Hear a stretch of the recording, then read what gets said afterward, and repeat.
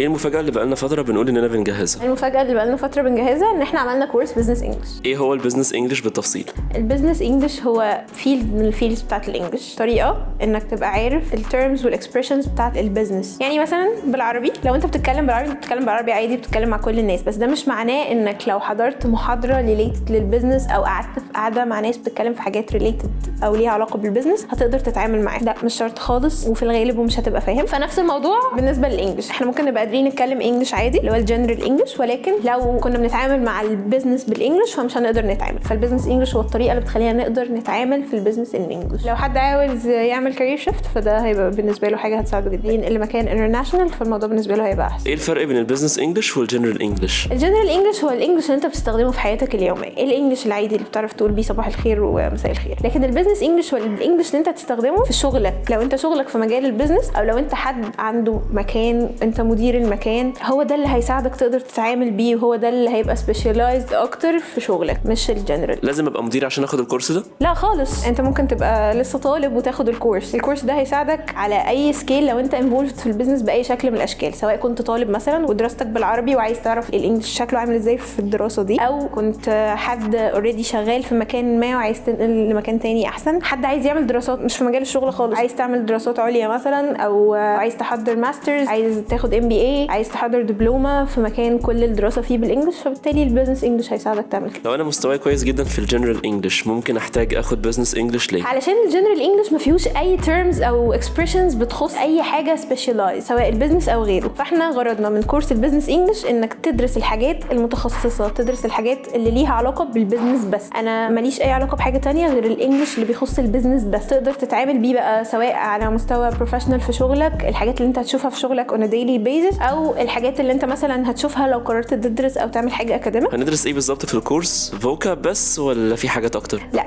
مش هندرس فوكاب بس، هندرس فوكابس، هندرس اكسبريشنز، هندرس حتى ايديومز ليها علاقه بالبيزنس، وهنعمل كيس ستاديز كمان عشان تساعدنا نطبق الحاجات اللي احنا درسناها، عشان ما يبقاش مجرد كلمات واكسبريشنز ناخدها وخلاص مرميه في الهواء كده، نقدر نستخدمها في ان احنا نشتغل بيها فعلا. يعني ايه كيس ستادي؟ الكيس ستادي هو كأن احنا بنحط نظريه او قصه ونبتدي نشوف احنا ازاي نقدر نعمل احداث القصه دي، او ازاي يكون عندنا مشكله مثلا فنحط خطه ان احنا نحلها. ايه اقسام البيزنس انجلش اللي هتكون موجوده؟ از ستارت احنا نبتدي باربع اقسام اللي هما الماركتنج والاتش ار، الاكاونتنج والمانجمنت. البيزنس انجلش مفيد لمين؟ بالنسبه لي انا البيزنس انجلش مفيد لكل الناس، لان كل الناس بتتعامل في البيزنس، سواء بقى هي متخصصه فيه او سواء هي بتتعامل معاهم بره. يعني حتى الدكاتره اللي هم ما لهمش اي علاقه بالبيزنس بيحتاجوا البيزنس انجلش، مفيش حد ما بيتعاملش في البيزنس ومفيش حد مش هيحتاج البيزنس انجلش. ولكن خلينا نتكلم اكتر عن التخصص. فمثلا اللي هيحتاجه مثلا لو حد طالب مثلا لسه في الكليه وهو بيتكلم عربي مثلا او بيتعامل في الكليه بالعربي، فهو يبقى محتاج يبقى عارف الجزء الانجليش الخاص بالدراسه بتاعته. لو طالب مثلا مخلص كليه وعايز يحضر